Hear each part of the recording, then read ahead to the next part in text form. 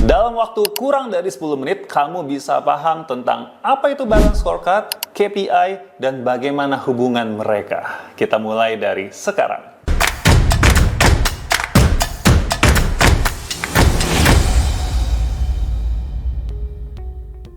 Pertama, gue mau jelasin dulu tentang KPI. KPI itu adalah ukuran yang kita pakai untuk menilai kinerja perusahaan maupun kinerjanya karyawan. Jadi kalau kamu mengukur seberapa jago kamu jualan, ya kamu ukurnya lewat omset.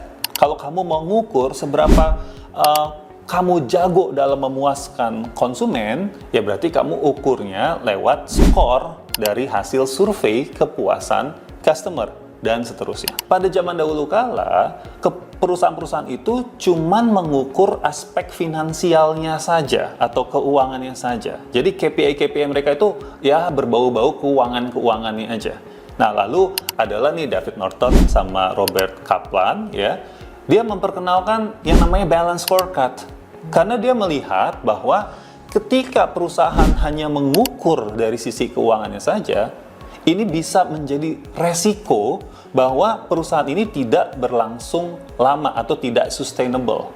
Kenapa? Karena dalam aspek perusahaan, supaya perusahaan ini bisa berlangsung lama gitu ya, let's say kayak Astra kalau di Indonesia gitu ya, mereka nggak boleh hanya memperhatikan keuangan, tapi mereka juga harus perhatikan dari aspek customernya happy nggak, puas nggak, repeat nggak, datang lagi apa nggak ya. Ketiga adalah mereka juga harus ngeliatin dari aspek internal proses mereka, prosesnya kuat nggak, ada SOP atau enggak ya, SOP-nya dijalankan atau enggak, atau sebenarnya hasilnya itu hanya kebetulan karena nggak ada proses yang mantep gitu ya.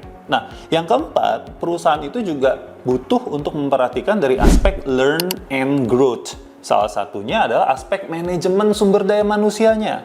Kepemimpinannya kuat atau enggak? Ada enggak investasi-investasi untuk memperbesar kapasitas perusahaan itu dan sebagainya. Oke? Nah, sehingga sejak konsep balance scorecard ini diperkenalkan, KPI di sebuah perusahaan bukan lagi hanya aspek keuangan, tapi juga ada aspek customer-nya, seperti persentase customer yang datang lagi atau beli lagi, tingkat kepuasan customer ya. Lalu juga ada KPI yang menggambarkan aspek internal prosesnya.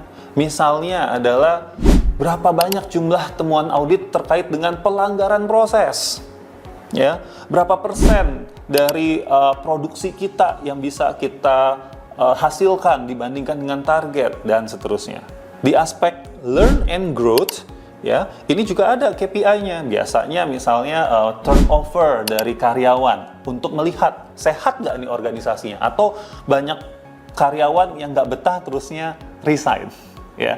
Nah, jadi teman-teman nggak perlu terlalu pusing ya. Intinya adalah balance scorecard ini membantu kita, mengingatkan kita supaya jangan hanya mengukur kinerja perusahaan hanya dari aspek keuangan.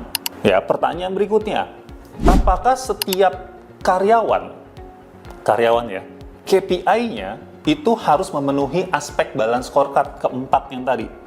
Jawaban saya, ini versi saya ya, tidak harus. Karena menurut pengalaman saya, kalau diharuskan ya, maka ini akan jadi agak maksa seorang karyawan yang harusnya nggak perlu dapat KPI dari aspek learn and growth, tapi dipaksakan harus ada, jadi KPI-nya mengada-ngada dan KPI-nya bukan yang benar-benar menjadi prioritas buat si karyawan tersebut. Tapi kalau di level perusahaan, KPI perusahaan, saya sangat menyarankan agar ada KPI yang mewakili 4 aspek balance scorecard tadi. Nanti diturunin tetap dari 4 aspek ini, dari KPI perusahaan, pasti akan diturunkan ke KPI karyawan. Tapi bukan berarti semua karyawan harus mendapatkan KPI dari keempat aspek balance scorecard tersebut.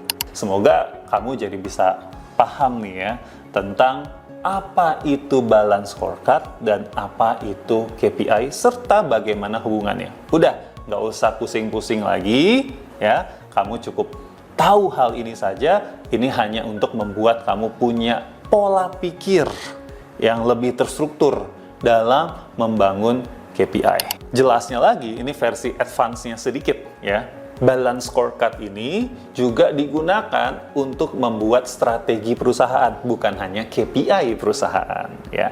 Jadi dalam membuat strategi perusahaan juga dipikirkan keempat aspek ini lalu diterjemahkan ke dalam KPI perusahaan. Itu dia teman-teman, masih kurang dari 10 menit, tapi gue berharap kalian udah ngerti. Kalau masih ada yang belum paham, langsung aja komen di bawah ini ya teman-teman, supaya nanti bisa gue jelasin lagi di video-video berikutnya. Oke, jangan lupa subscribe, share video ini ke orang-orang yang rasanya masih membutuhkan untuk paham tentang balance scorecard dan KPI. Thank you.